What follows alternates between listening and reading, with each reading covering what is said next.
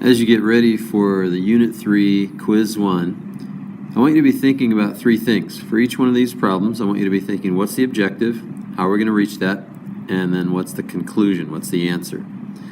So as you go through this, think about those things. And after I go through this, the best thing you can do is hide your solutions and redo each of these problems.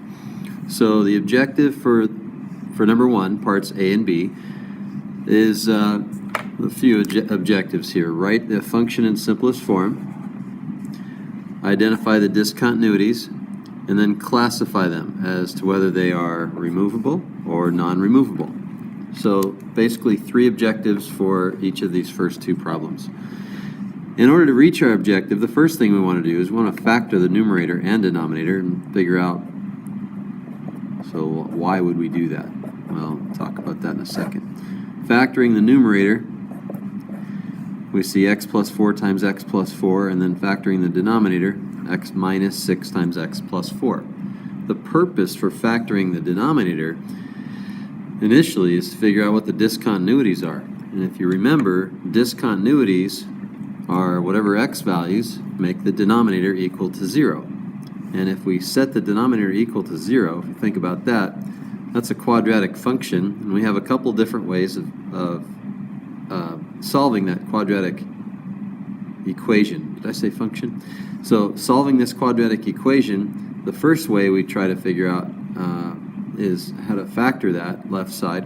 And if it's factorable, then we can just set each factor equal to 0. And setting each factor equal to 0, we see we get x equals 6 and x equals negative 4.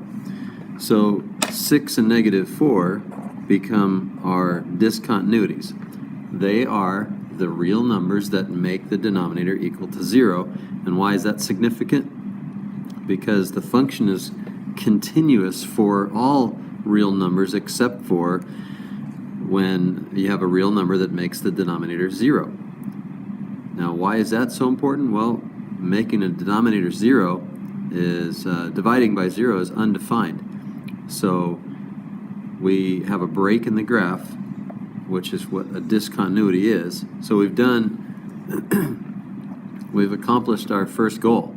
Our first objective is to identify where we have discontinuities. A break in the graph is where the graph is not continuous. So the next part is to state whether the discontinuities are removable or non-removable. Well, that's why we factor the numerator.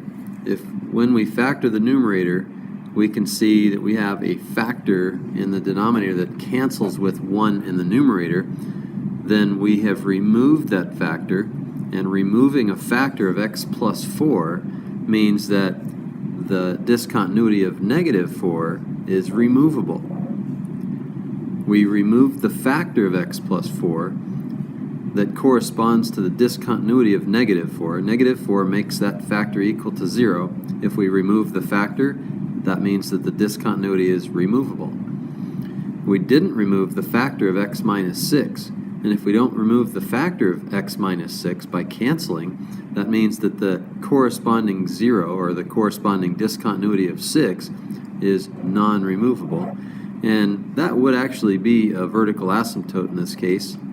And then, if you remember, a removable discontinuity means that we're going to have a hole in the graph. You didn't need to do that, but nevertheless, that's what it would be. A removable discontinuity is a hole in the graph. So we've accomplished our second objective of identifying or stating, classifying the discontinuities. And then the last objective is to write the function in simplest form. So we see that the function's title is f of x. So we have f of x equals, after canceling those factors, the factors that are left over are x plus 4 in the numerator and x minus 6 in the denominator. And that cannot be simplified anymore.